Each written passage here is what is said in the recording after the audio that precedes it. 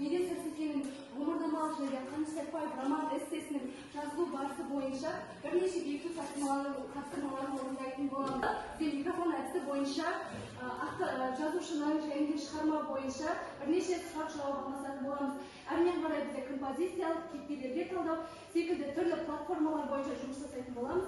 Және де кеп байланыс 2, 3, және 1.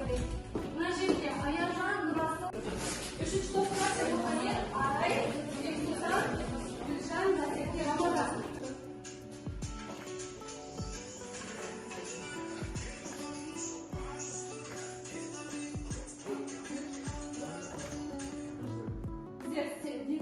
Классикалық туындыларын атаңыз. Сенің қандай шығармалары бар? Назар, Сәуле. Тағы? Оқу және ақыл.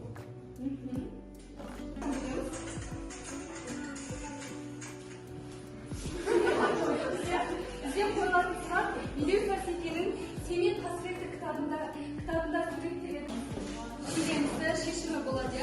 Сол бойынша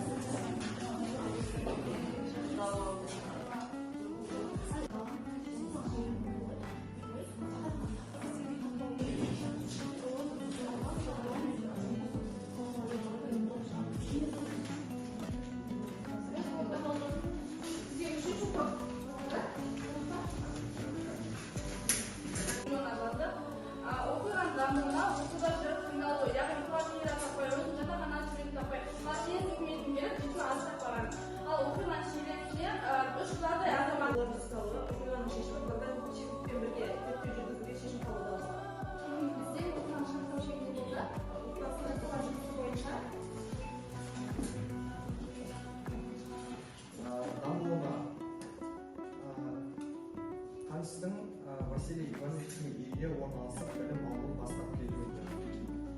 Шақырту шегінде Қаныштың Иосиф Николаевичті арнайы шақыруы.